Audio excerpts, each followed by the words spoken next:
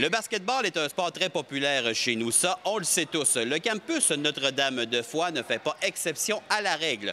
Un reportage sur les deux formations, masculines et féminines.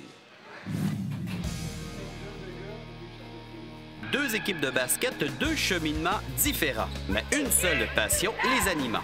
Pratiquer un sport combinant vitesse, stratégie et esprit de corps. Voici les deux formations de basketball du campus Notre-Dame-de-Foix. Mais soyons polis et débutons par la jante féminine. Luttant pour la première position en Division 3, ce résultat était peu prévisible, mais on visait haut cependant. C'est une équipe qu'on ne s'attendait pas à une telle performance cette année. On est en reconstruction complète. Il n'y a aucune joueuse de l'année passée qui est revenue cette année. En rentrant ici au début de l'année, j'ai dit on va ramener une bannière, la première bannière du CNDF. Puis j'y crois, puis c'est très possible.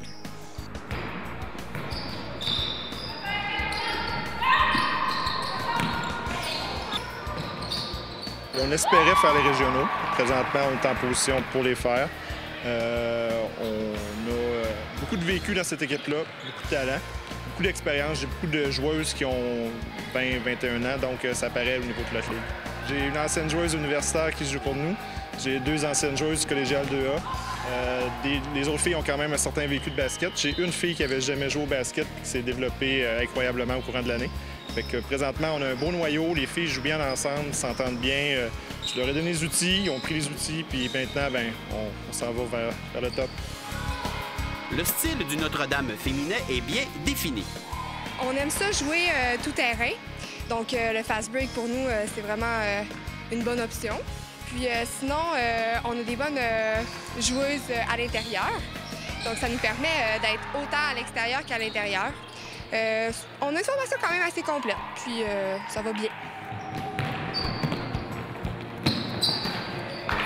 Ayant évolué avec l'UQAM, ses années d'expérience donnent à la numéro 10 un bel avantage. J'ai eu beaucoup de techniques, j'ai eu beaucoup de pratiques comparé à eux que normalement au secondaire, c'est tel que tel. Là. Moi, j'avais comme 6 pratiques semaines avec des matchs. Fait que beaucoup plus de pratiques, beaucoup plus de techniques.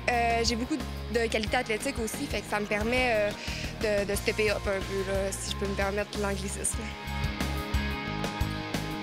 Comptant sur un alignement de seulement 7 joueuses, avantages ou inconvénients, les avis sont partagés.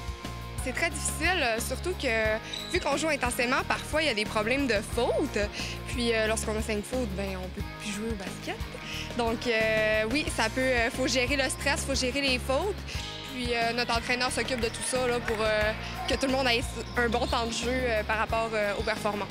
En fait, je crois que c'est un avantage, personnellement, parce que on n'est tellement pas beaucoup qu'on est habitué de justement avoir du cardio, de jouer intensément puis longtemps.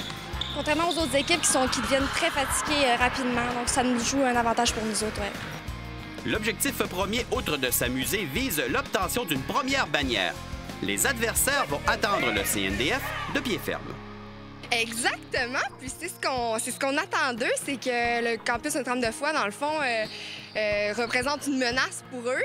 C'est pas souvent que ça arrive, puis on a des chances d'avoir la bannière, tout ça. Donc, c'est très... ça donne un boost de plus pour la fin de l'année, là.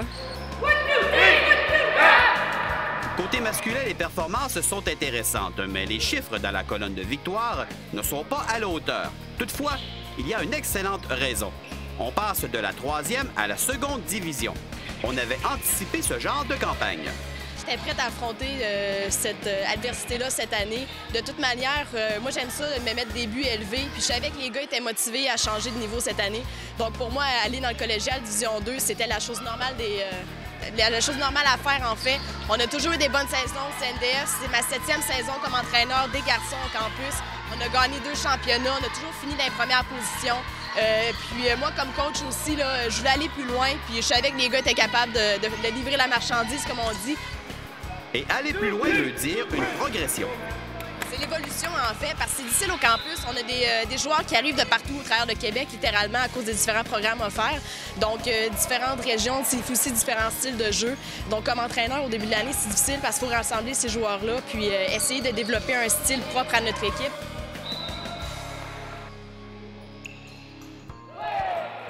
Chez les porte-couleurs de l'équipe, une saison un peu décevante, mais l'apprentissage confirme le choix de changer de division.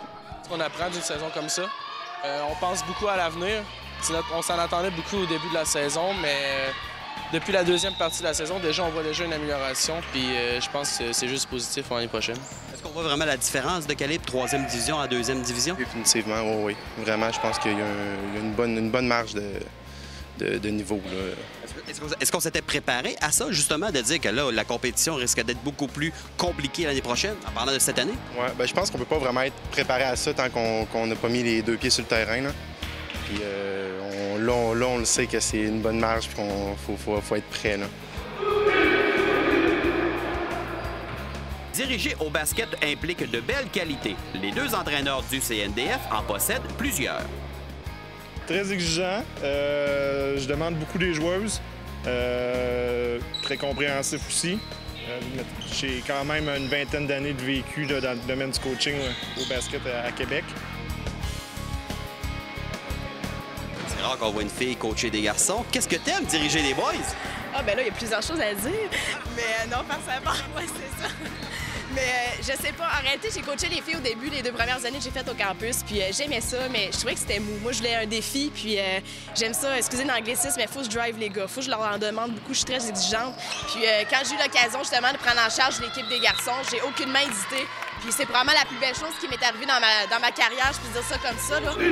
Finalement, sur le plan sportif, l'encadrement offert au CNDF, ajouté à l'arrivée de l'ancien entraîneur du Rouge et Or, Pascal Masson, veut dire beaucoup. Depuis 5-6 ans, le programme a stagné au campus. Puis là, on a quelqu'un qui arrive en poste, qui a des contacts, qui est bien connu dans les programmes sportifs de la région. Donc, c'est sûr, comme nous, comme entraîneurs, c'est fantastique. On a des demandes, ils sont exécutées. On a des problèmes avec notre équipe, peu importe. Il est toujours là, la porte est ouverte, il nous encadre beaucoup. Puis lui, sa priorité, c'est de développer tous les sports au campus. Donc, il donne son énergie égale pour tous les sports, puis ça fait une grosse différence. Puis ça fait notre job de coaching un peu plus facile ici, là. Que ce soit au football, rugby, basket ou les autres disciplines sportives au CNDF, l'avenir semble prometteur. Surveillez-vous, adversaire, le Notre-Dame s'en vient.